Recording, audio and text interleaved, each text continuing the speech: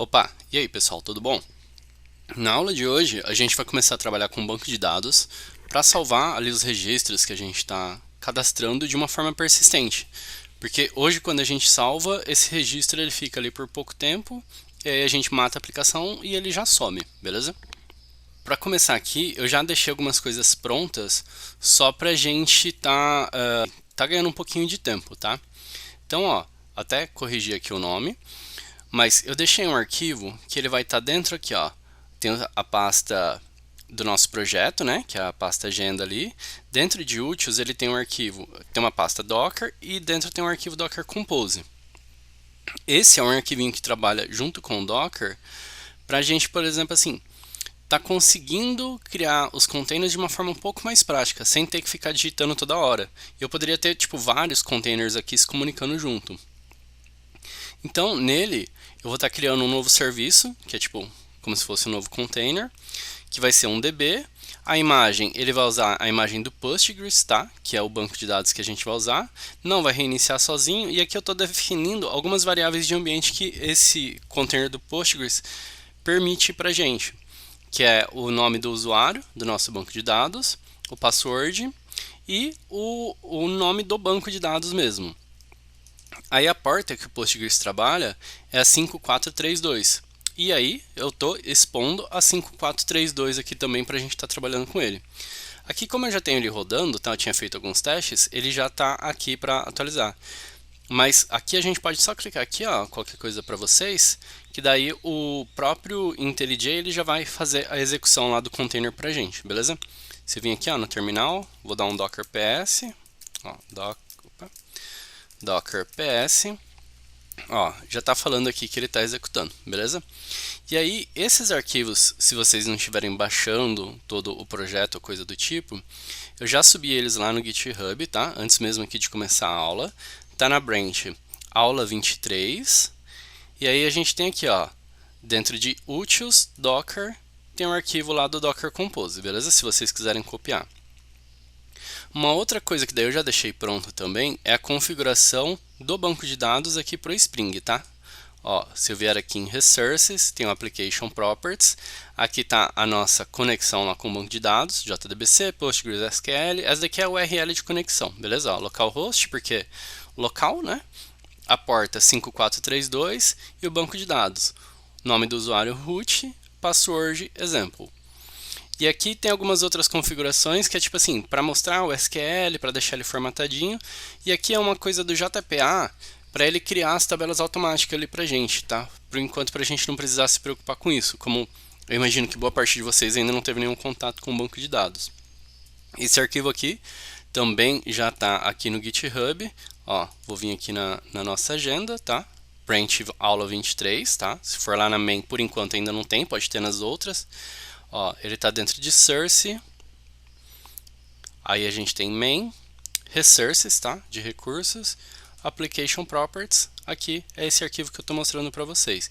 E esse import SQL é um import que o Spring ele já vai subir isso daqui para a gente quando a gente executar a aplicação. Então ele já vai cadastrar essas pessoas aqui lá para a gente, tá? Só para ficar um pouquinho mais simples.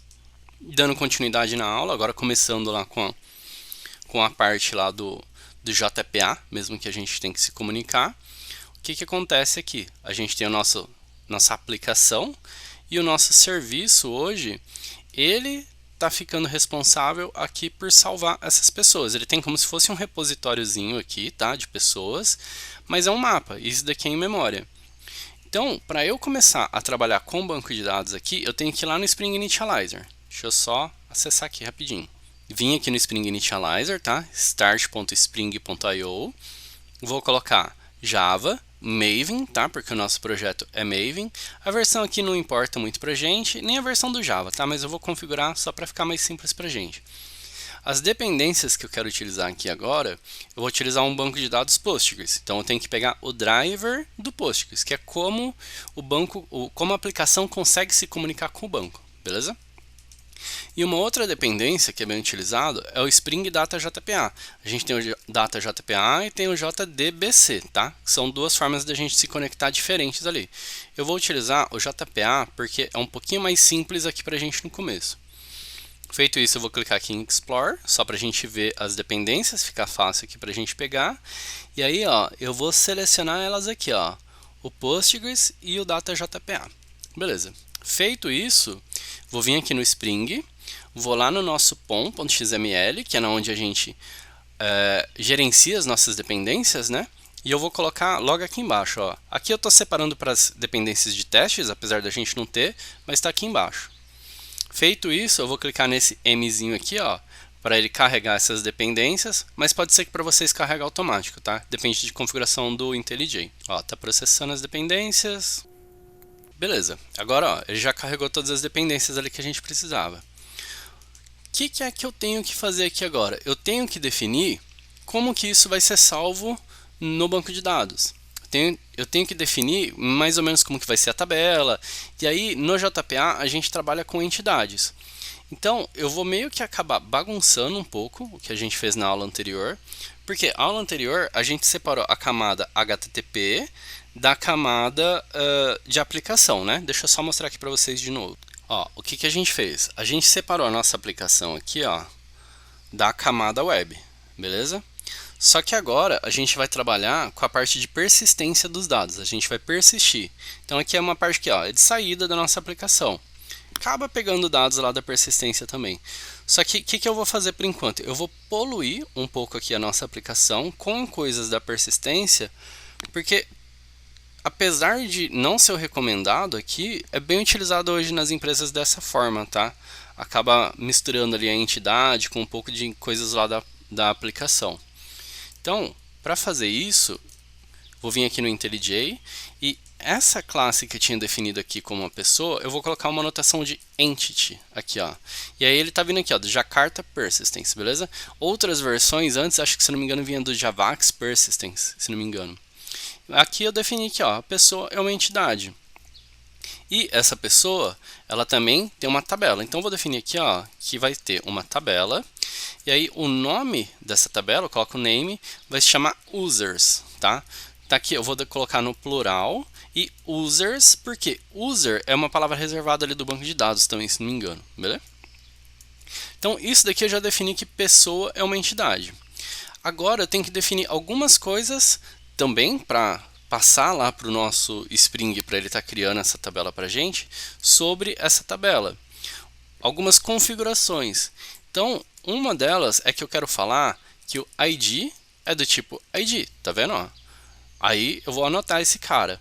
E esse ID, eu posso simplesmente deixar ele aqui, ele já vai ser tipo obrigatório para a pessoa sempre colocar. Tem uma anotação que a gente coloca, que é o generated value aqui, que é tipo assim, para ele gerar um valor automático. Aí a gente poderia até colocar aqui, ó, tipo um strategy, e aí generated value ponto UID. Generation type e aí ponto UID, tá? Que daí ele geraria um ID para a gente automaticamente na hora de salvar no banco de dados. Por enquanto eu não vou fazer isso, vou só deixar aqui o nome.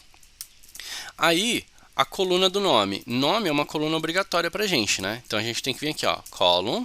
Aí a gente vai definir algumas coisas. Tudo isso daqui são coisas que a gente pode definir, ó. Único, nullable, para saber se ela pode ser nula ou não. Todas as informações aqui.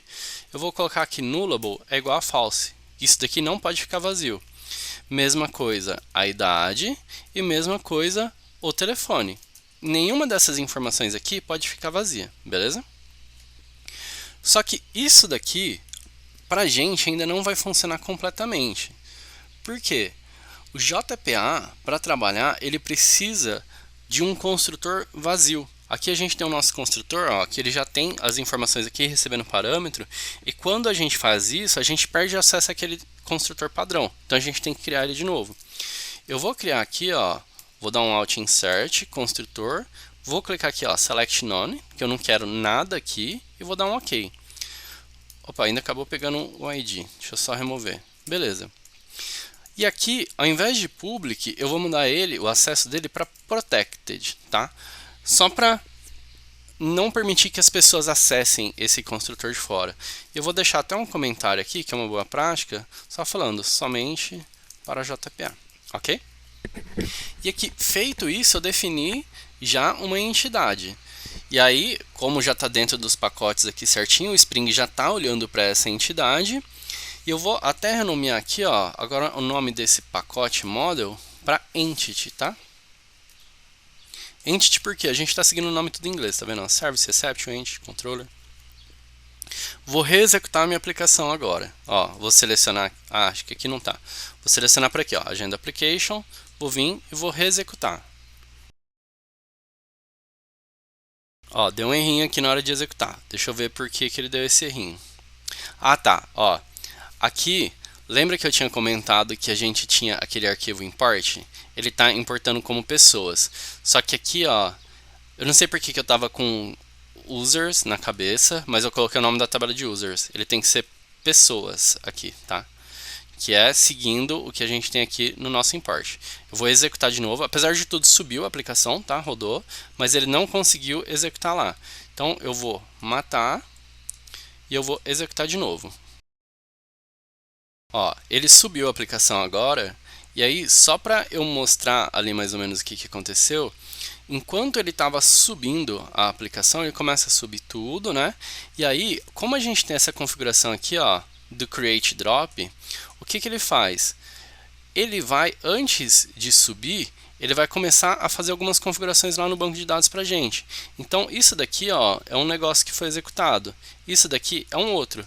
Esse drop table, if exists, é tipo assim, a gente pode ler isso daqui de forma literal. Ó, drop, que é tipo assim, deleta essa tabela se ela existir. Aí o nome dela é pessoa e o cascade é tipo assim, se ela tiver algum relacionamento ou coisa do tipo, vai tudo junto, beleza? E aí depois ele começa a criar a tabela aqui pra gente, ó. Create table, pessoas. E aí ele passa a configuração. A idade é um inteiro que não pode ser vazio. O ID é um UID que não pode ser vazio. O nome é um varchar, que é como se fosse uma string. E ela tem um limite aqui, como a gente não definiu, ele pega um limite de 255 e fala que ele não pode ser nulo. Telefone, mesma coisa, é um varchar de tamanho 255 que não pode ser nulo. E aí, depois que ele faz toda essa definição aqui, ó, das colunas da tabela, ele começa a definir algumas outras coisas, que ó, ele fala que a chave primária dessa tabela é o ID, que é esse ID aqui que ele definiu. E aí, depois, como ele vê que ele tem esse import.sql aqui, ele começa a executar os imports. Que ele está fazendo o quê? Ele está inserindo into, que é na onde, em pessoas, o ID, a idade, o nome e o telefone, os valores. Daí eu tenho o ID aqui, ó, como tipo o ID, a idade, o nome e o telefone. Aí ele faz isso para todos, beleza? Demorou 7 segundos aqui para executar. E se eu quiser ver isso daqui, ó, eu tenho um aplicativinho aqui rodando que é o TheBeaver, beleza? Ó, aqui é o site do TheBeaver, beleza? Ó, thebeaver.io. Dá para vocês fazerem download dele. Ele tem tanto para Windows, para Mac, para Linux, beleza? Qualquer coisa vocês podem procurar um tutorial de como tá instalando ele. Dessa vez eu não vou colocar link, tá? Porque parte do trabalho de programador, quando está trabalhando com essas coisas, a gente tem que resolver problemas, então a gente tem que pesquisar bastante no Google, a gente usa bastante Stack Overflow, tem até piada, como que um programador trabalha se Stack Overflow cair. Então eu vou começar a deixar algumas coisinhas para vocês pesquisarem como faz, tá? Tanto instalar o TheBeaver como o Docker Compose, que eu acho que vocês também vão precisar. E aí, instalado o TheBeaver, é só abrir o programa, e aqui ó, o que eu vou fazer? Eu vou criar aqui, ó, bem aqui no cantinho, uma nova conexão com o banco de dados. Aí ele pede para eu selecionar qual banco de dados. A gente está usando o Postgres, então vou dar um next aqui, ó, Postgres. Aí lembra aquele arquivo do Docker Compose? Ó, deixa eu achar, Docker Compose aqui. Nele aqui tem algumas configurações que a gente já sabe, que está pedindo aqui. Ele pede o quê? Ó, qual que é o host? A gente passa JDBC, Postgres.sql, esse daqui ele está montando para a gente, tá? Ele fala, ó, qual que é o host, qual que é o IP ali de entrada que a gente está utilizando. A gente está utilizando local, a gente tem um container rodando local lá para a gente. É localhost, então já está aqui certinho, beleza? A porta, a gente está rodando na 5432, lembra, ó, a gente está mantendo a porta padrão aqui, mas se por acaso você precisar alterar, você altera aqui também, e aí você tem que alterar aqui também, ó, na configuração do Spring, beleza? Então, porta 5432. O nome do database, qual que é o nome do nosso database? DB Agenda, vou copiar, ó, DB Agenda, Database, beleza. Vou copiar até aqui do Docker Compose para ficar mais fácil para a gente entender. O nome do usuário, Postgres User, é root, então eu vou copiar, ó, username root, aí o password é example, ó, colei, e aqui o que eu gosto de fazer antes? Eu gosto de testar a conexão, ó, testei a conexão, já funcionou. Eu já tenho o driver instalado do PostgreSQL. Pode ser que talvez na hora que vocês apertarem para testar a conexão, ele comece a baixar o drive, mas ele faz isso automático, beleza? Vou dar um finish aqui agora, e aí, feito isso, eu vou clicar aqui para expandir esse banco de dados. Então, ó, esse banco de dados tem o database, que é o DB Agenda, e dentro dele eu tenho alguns esquemas. Eu posso ter um banco de dados que ele tem, por exemplo, assim, uma parte pública, uma parte privada, uma parte que é para outro sistema, coisas assim. Então, ó, no meu esquema público, eu tenho as tabelas. Aqui, ó, eu tenho a tabela pessoa, que é aquela tabela que a gente clicou, que a gente criou. Vou dar 2 cliques nela, e aqui ele mostra, ó, como que está definida essa tabela. Posso até expandir ela aqui também, ó, para ver, ó, as colunas dela. Idade, ID, nome, telefone. As constraints, ó, eu tenho pessoa como primary key. E aqui, ó, toda a definição dela. Eu tenho a coluna idade, ID, nome, telefone, as definições, que elas não podem ser nula, que elas não têm valor default, nada. E se eu clicar aqui em data, ó, eu tenho aqueles registros que a gente criou lá no banco de dados do nosso import. Beleza? Então, feito isso, conectamos no banco de dados, criamos já alguns registros, só que a gente não está utilizando ele lá no Spring, beleza? Vamos lá para o Spring. Eu já estou vendo que essa aula vai ficar um pouco grande, tá? Então, vocês me desculpam, mas eu vou colocar tudo numa aula só para vocês podem, tipo, descansar um pouquinho e depois ver mais depois. Mas aí fica tudo junto aqui, pelo menos o conteúdo do banco de dados. Eu tenho que fazer agora o meu serviço, ao invés dele estar utilizando esse repositório aqui, que é um repositório em memória que a gente chama, a gente tem que utilizar um repositório do banco de dados. Então, eu vou criar aqui, ó, um novo pacote. Ó, eu vou colocar a classe aqui, que daí eu já coloco, ó, vai ser repository. Aí ponto o nome da minha classe do repositório. Vai ser pessoa repository. Beleza? Só que ao invés de eu criar como classe, o JPA ele pede que a gente crie isso como uma interface. Vou colocar ele aqui como uma interface, vou dar um add. E aí, o que eu preciso falar para o Spring? Eu preciso falar para o Spring olhar para esse cara. Então, eu tenho que anotar isso daqui como um repository. Beleza? Ó, tenho esse stereotype aqui do repository. E aí, como a gente está trabalhando com JPA, a gente tem que falar para esse repositório estender, que é herdar, de um JPA repository. Só que, ó, na hora que eu estava importando ali, ó, já dá até para a gente ver aqui, ó, ele pede um T e um ID para a gente definir aqui. Se eu deixar o mouse em cima, ó, ele está falando, ó, tá fazendo um raw use, define o T e o ID ali para mim. O que é o T? O T é o tipo, tá? Esse daqui é um repositório de qual tipo? É um repositório do meu tipo pessoa. Então eu vou colocar aqui, ó, pessoa. E aí, ó, tem que importar, né? Aí ele pede outra coisa, que é o ID. Qual que é o ID de pessoa? O que a gente definiu aqui como ID? A gente definiu um tipo, o ID. Então eu vou vir aqui, ó, no meu pessoa repository e eu vou falar o ID, beleza? Feito isso, já criei meu pessoa repository, eu não preciso me preocupar mais com alterar ele aqui por enquanto. Eu vou só reexecutar o código aqui, ó, rapidinho. Bom, reexecutei ali a aplicação, daí ela está rodando agora normal, ela reexecutou tudo aqui. E o que eu vou fazer agora? Eu vou começar a trocar aqui no meu serviço para ele utilizar aquele repositório. Então, lembra lá quando a gente foi no nosso controller e a gente falou, ó, controller, você depende de um serviço. Agora, o nosso serviço, dei um Ctrl clique aqui para vir para ele, depende de um pessoa repository. Como que eu faço? Se ele depende, é um private, aí eu vou colocar ele como final aqui também, beleza? O que ele depende? De um pessoa repository. Pessoa repository, beleza? Não preciso definir o tipo aqui, e eu vou colocar o nome dele, pessoa repository. Só que, ó, eu preciso, como tá final, jogar ele para dentro de um construtor. Adicionei ele aqui para dentro do construtor, daí a gente já tinha esses passos aqui que a gente vai estar removendo, tá? E eu vou colocar um @autoited, tá? Para o Spring gerenciar esse cara aqui para gente.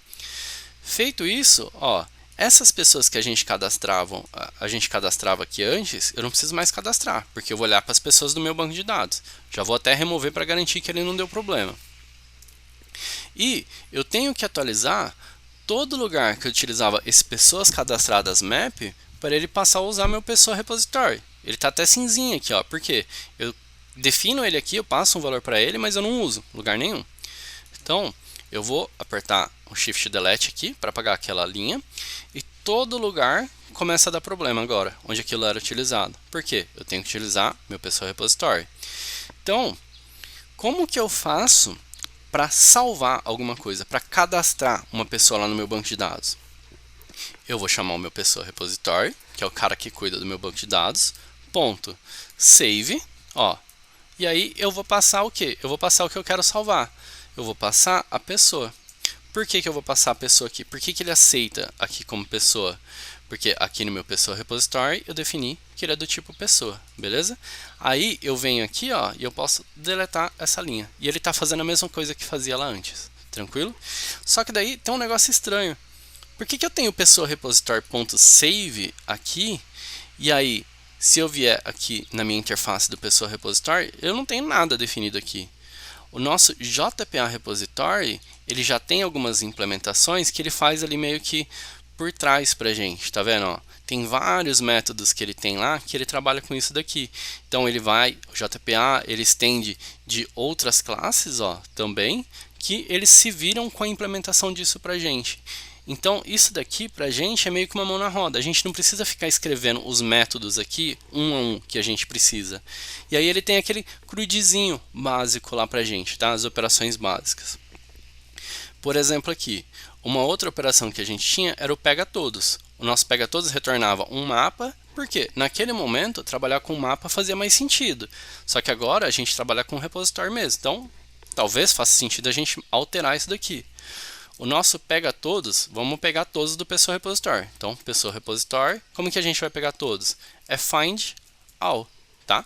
E aí, ó, tem vários modelos de find all aqui, se a gente for ver. Mas, como eu não estou utilizando nada, não estava ordenando, não estava paginado, né, nem nada, eu vou passar o vazio. E esse find all, ó, ele retorna uma lista de pessoas, tá vendo aqui, ó, no cantinho? Retorna uma lista de pessoas ali em cima. Então, aqui eu vou dar um return, simplesmente return e o ponto e vírgula. Agora o meu método vai reclamar. Por quê? Ó, você está me falando que você retorna um mapa, mas você está me retornando uma lista. Eu vou dar um Alt Enter aqui, ó, e eu vou alterar isso daqui, ó.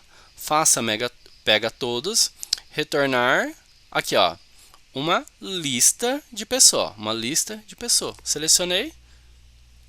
Olha lá, ó, ele corrigiu, ficou um problema lá atrás para a gente resolver, beleza? O pega único, como que a gente fazia? Se a chave, o ID não existia, né? Ó, se o ID não existia, a gente lançava uma exceção. Como que a gente faz isso? Eu vou vir aqui, ó, no meu pessoa repository, ponto. Aí tem um exists by ID, que daí ele vai verificar lá no banco de dados. Ó, se esse ID aqui não existir, aí eu passo o ID, apago esse restinho aqui, né, que era do antigo. Então, ó, se esse ID não existir, lança um pessoa not found exception. Só que se ele existir, como que eu pego? Aí eu vou fazer o que? Eu vou vir, ó, pessoa repository ponto find by ID, beleza? Quando eu faço find by ID, eu venho aqui e coloco ID. Ó, coloquei o ID. Só que ele vai reclamar de novo para mim aqui do que? Eu estou querendo um tipo pessoa. Você está me retornando um optional pessoa. Então, o que é esse optional? Quando o repositório ele vai buscar esse ID lá no banco de dados, ele pode existir, como ele pode não existir. Por isso que a gente verificou aqui antes, beleza? Então, esse optional é tipo assim, ó, eu vou lá procurar para você, mas eu não tenho certeza se eu consigo te retornar esse cara. O que a gente consegue fazer aqui? Isso aqui é a partir do Java 8, tá? Que ele tem essa interface do optional. A gente faz o quê? Ó, procura pelo ID. Como é um optional, eu posso dar um ponto aqui, ó, e falar ou senão, or else, throw. Ou senão, lança uma exceção pra gente. E aí eu posso passar ou não passar uma exceção, beleza? Como a gente já tem o pessoa not found exception, eu vou passar ela. O que eu faço para passar? eu vou abrir e fechar parênteses, fazer uma flechinha aqui. Isso daqui é uma expressão lambda, tá? E aí ela pede um retorno. O retorno é esse daqui, ó. Um new pessoa not found exception. Vou tirar isso daqui e vou jogar aqui para dentro. Posso tirar o ponto e vírgula. E aí eu posso remover essas três linhas aqui. Porque é a mesma lógica que a gente está seguindo ali. Ó, procura por ID. Se não encontrar, então lança esse pessoa not found exception. Entendeu? Mais ou menos como que funciona. Isso daqui é uma expressão lambda, tá? Eu não ensinei isso daqui para vocês ainda, porque eu vou fazer uma aula específica para Java 8, beleza? Tá, agora o método atualiza. Como que a gente fazia o método atualiza antes? A gente pegava o único, então aqui a gente está fazendo pega o único, que ele encontra lá do banco de dados agora, ou então ele lança uma exception, que era praticamente a mesma coisa que ele fazia, ele encontrava lá ou lançava uma exception, aí ele atualiza os dados. Só que antes, como a gente estava pegando uma referência lá da nossa lista, quando a gente atualizava ela, ele já atualizava ela lá na lista também. Agora, como a gente está trabalhando com um banco de dados, se a gente simplesmente atualizar ela aqui e não fazer mais nada, ele não vai atualizar os valores lá no banco de dados. A gente tem que mandar um pessoa repository .save só para garantir que o registro que a gente tem lá no banco de dados vai ser atualizado também. E a gente pode até retornar aqui direto, ó, porque o save ele retorna um registro, tá? Ele retorna a entidade lá que foi atualizada. Então, pro atualiza simplesinho. Agora o delete. Qual que era a lógica do delete? Se ele não tivesse a chave, o ID, ele lançava exception, mais ou menos igual a gente faz aqui. Se ele encontrasse, aí ele deletava lá do banco. Então, vamos começar aqui com a parte de deletar. Pessoa repository, ponto, delete, e aí eu tenho que passar o que aqui para ele? A gente tem o delete, que daí a gente tem que passar a pessoa, ou então a gente pode ter um delete by ID, tá? Ó, que daí a gente passa o ID da pessoa aqui. O que a gente poderia fazer? Duas formas diferentes, tá? Ó, eu poderia vir aqui e falar pessoa é igual, pega único pessoa, e aí eu passo o ID, e aí, se ele conseguir pegar, eu deleto a pessoa, beleza? Isso daqui funcionaria. Isso é uma forma da gente deletar, porque se ele não encontrar aqui no pega único, ele já vai lançar a exceção.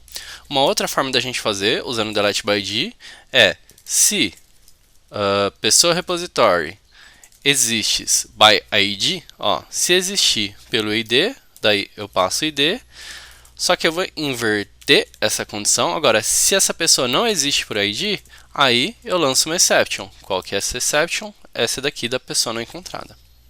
Ó. Beleza. Aí, throw, th aqui. Beleza. Se encontrar, que daí seria esse outro caso aqui, delete by ID. E aí eu passo ID, beleza? Duas formas ali da gente fazer a mesma coisa. Programação geralmente tem mais de uma forma da gente acabar fazendo a mesma coisa ali. Vou deixar dessa forma aqui para ficar de exemplo para vocês, tá? Uma outra coisa, até aqui, ó, olhando que a gente pode melhorar, esse pessoa not found exception, a gente está sempre utilizando essa mesma mensagem aqui. Então o que eu posso fazer? Eu vou dar uma alterada nisso daqui que a gente está fazendo. Eu vou criar um new, ó, public, pessoa not found exception, recebendo um ID, beleza? E aí, ao invés da gente ficar passando aqui toda hora essa mensagem, e aí tem um risco da gente alterar num lugar e não alterar no outro, eu vou jogar essa mensagem aqui lá para dentro. Ó, vou remover e aqui eu vou passar o ID. Mesma coisa que eu vou fazer aqui, ó. Porque daí a gente elimina um pouco de duplicidade no código e fica menos propenso a erro. E esse cara aqui vai retornar um super, e aí passando essa mensagem. Quando a gente lançar essa exception com ID, ele vai chamar esse construtor aqui, que daí vai estar chamando o super com essa mensagem aqui. Aí esse construtor aqui eu posso até remover ele agora, beleza? Quando eu falo o super, ele vai chamar o runtime exception com mensagem, tá? Ó. Runtime exception passando a mensagem, que daí ele vai chamando recursivamente. Recursivamente não, né? Ele vai chamando da parte de herança dele lá. Bom, beleza? Aqui, então, a gente finalizou a parte aqui do nosso repositório. Mas se eu tentar utilizar ele aqui, ó, deixa eu vir aqui no meu Agenda Application, vou executar. ele deu um erro. Por quê? Porque lá onde a gente alterou, agora a gente fez a alteração, a gente trocou isso daqui de lista para map, e agora a gente está voltando para lista, porque tipo, no banco de dados a gente trabalha com lista, e ele está reclamando. Então eu vou vir aqui, vou remover isso, vou dar um ponto var aqui só para ficar mais rápido ali de eu criar. Então agora eu tenho uma lista de pessoas. Aqui, quando eu utilizava essa lista de pessoas cadastradas, já era uma lista de... era do map, daí eu pegava os valores do map. A lista agora eu já consigo pegar direto os valores. Então é um list, na verdade é pessoas. Aí ó, ele já termina ali para mim. Por quê? Porque por trás o map ele tem essa parte do string, a lista tem uma array list, as outras as outras implementações das interfaces de collection, eles utilizam esse string aqui por trás. Então isso daqui já deve estar funcionando lá pra gente. Vamos tentar executar de novo para ver se é verdade. Quando eu executei, eu tive um erro aqui na minha aplicação, tá? Aí ele está falando, ó, a database, o DB Agenda não existe. E aí se eu subir um pouquinho mais, ele fala, ó, não consigo me conectar com a JDBC Connection, e aí DB não existe e tudo mais. O que acontece? De ontem para hoje, eu estou gravando a segunda parte aqui, eu não consegui finalizar tudo ontem. Então, ó, se eu der um docker ps aqui, o meu banco de dados, ele não está de pé, tá? Ó, ele só tem aqueles dois que eu tenho lá normalmente. Por quê? Aqui ele está com restart como null. Como eu reiniciei meu computador, ele não reiniciou esse banco. Então eu tenho que executar ele aqui de novo, ó. Aí, tá, ele não conseguiu subir. Ó, porque a porta já está alocada. Esse é o motivo, tá? Por quê? Eu tenho aqui, ó, quando eu tô com esse aplicativo aqui, ó, que eu estava desenvolvendo, ele acaba subindo nessa porta 5432. Então o Docker ele não consegue subir duas coisas nessa porta 5432. Então eu vou parar esse container do phishing DB aqui, do aplicativo que eu estou desenvolvendo. Docker stop aí phishing DB, beleza? Aí ele para esse banco, se eu der um docker ps, ó, ele sumiu. E agora quando eu tentar executar, aí ele tem que funcionar normalmente. Olha lá, funcionou, executou, beleza? Aí eu vou vir aqui no Agenda Application e eu vou tentar executar de novo para ver se vai subir a aplicação. Eu vou deixar essa resolução de erro no vídeo porque pode ser útil para vocês também, em algum momento. Ó, ele executou 7.9 segundos e aí ele já fez o que? Já conseguiu conectar lá no banco, criou a tabela de pessoas, dropou a antiga se ela existia, criou novamente e aí adicionou aqui algumas pessoas, ó, todas essas daqui. Se eu vier aqui, ó, aquela conexão que eu tinha ontem ela não estava funcionando, mas agora ela já vai funcionar, porque conectei no banco. Ó, DB Agenda, esquemas é o público e a tabela de pessoas que a gente tem aqui, beleza? Se eu vier aqui em data, ó, eu consigo visualizar. Uma outra forma é clicar com o botão direito aqui, ó, e se eu não me engano, View Data, tá? É uma outra opção, mas eu geralmente prefiro utilizar os scripts SQL aqui, daí eu faço, por exemplo, select asterisco from pessoas, tá? Eu prefiro escrever as carries na mão aqui mesmo, porque daí eu consigo especificar elas melhor. Tá, vamos testar se a nossa aplicação agora tá com o mesmo comportamento. A primeira coisa que eu quero fazer é cadastrar uma pessoa. Então aqui a gente já tem lá no Postman, né, o nosso endpoint. Vou mandar um send. Ó, deu um 201 created. Será que criou o Carlos lá no banco de dados? Vamos vir aqui no Debeaver confirmar. Ó, encontrou aqui, ó, criou uma nova linha aqui. Acho que vai ficar um pouquinho pequeno para vocês, mas eu ainda não sei como aumentar isso daqui. Eu vejo para a próxima aula. Mas ó, aqui a gente tem o Carlos. E aí ele criou com esse D. Eu vou até pegar esse D daqui, ó. Antes mesmo de listar, eu vou tentar selecionar ele direto aqui, ó. Mandei selecionar o Carlos. Ó, aí ficou meio estranho ali, só que daí tipo eu clico no Raw e no Pretty e daí fica bonitinho de novo. Então ele já conseguiu encontrar o Carlos lá no banco de dados. Se eu procurar aqui, ó, para listar todas as pessoas, listou todas as pessoas, tá? Listou ordenado aqui agora, por quê? Porque é uma lista e não um map que a gente está utilizando. Vamos tentar atualizar o Carlos, tá? Vou colocar o ID do Carlos ali e o Carlos vai virar Fernando agora. Vamos ver, vou dar um send, ó, disse que foi ok, aqui é a resposta, né? O mesmo ID que a gente passou lá é o ID que está voltando aqui. Vamos ver no banco de dados se atualizou. Porque às vezes pode ser que ele só deu a resposta, mas não atualizou pra gente. Ó, reexecutei a carry aqui, tá? Tem o sinalzinho de play aqui pra gente executar. E tá lá, ó, os dados atualizados. Vamos vir e tentar deletar agora do banco de dados para ver se vai funcionar. Vou executar o delete. Send. Ó, beleza. 204 no content, beleza? Será que apagou do banco de dados? Ó, ele apagou do banco de dados, ok? Se eu tentar dar um de novo aqui, ó, 404 not found. Por quê? Porque ele não encontrou para deletar, beleza? Então aqui, apesar da gente já ter conseguido trocar para o banco de dados, um dos problemas que a nossa aplicação tem é que o nosso banco de dados ele ainda tipo morre toda hora que a gente reinicia a aplicação e aí ele é recriado, né?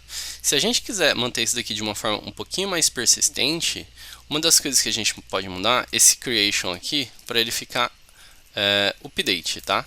Aí eu vou reexecutar aqui o banco de dados, o banco de dados não, né? Eu vou reexecutar a aplicação. Ele começa a executar. Ó, executou tudo. Aí tem o nosso arquivo aqui do import.sql, ele não foi executado também, tá vendo? Ó, ele não alterou nada. Aquele passo de create, dele deletar a tabela, não executou. E aí, ó, vamos ver o nosso banco. Ó, tá com essas mesmas pessoas. Deixa eu tentar cadastrar uma pessoa nova aqui, ó. Vamos cadastrar o Carlos. Cadastrei o Carlos. Aí, deixa eu pegar o ID do Carlos, pegar aqui pelo banco de dados mesmo de novo.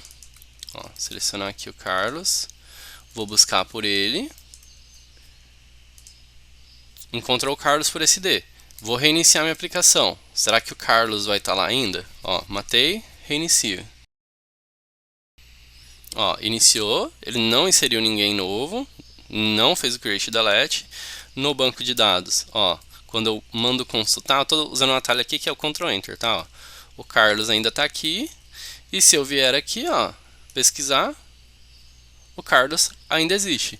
Então agora o nosso banco de dados ele está persistente ali. Por quê? A gente pode desligar nossa aplicação, ligar ela de novo, sem perder o que a gente tinha cadastrado lá no banco de dados, beleza? Fica uma aplicação melhor agora, né? Porque imagina toda hora a pessoa cadastrou as pessoas lá, aí ela desliga o programa e perdeu todo mundo. Completamente errado isso, né? Então, por hoje vai ser isso, tá? Ficou uma aula enorme. Eu vou editar ela, tentar deixar ela bem menorzinha. E depois na próxima aula, o que eu quero melhorar é que, por exemplo, aqui em pessoa, essa pessoa hoje, ela só tem um telefone. Eu quero permitir que essa pessoa ela tenha mais de um telefone. Por exemplo, assim, eu posso ter meu telefone residencial, um telefone comercial, posso ter meu celular, tudo cadastrado aqui. Então, como que a gente vai fazer isso no banco de dados, sendo que aqui no banco de dados eu tenho uma coluna só para telefone, tá? A gente vai começar a tratar isso e aí tem a ver com o relacionamento. Por quê? O banco de dados SQL, ele é chamado um banco de dados relacional, por quê? Porque pode fazer esse relacionamento entre tabelas, beleza? Então, por hoje é só. Gostou do vídeo? Curte. Ficou com qualquer dúvida, deixa comentários e compartilha, se inscreve no canal também para estar apoiando, beleza? Valeu, tchau, tchau.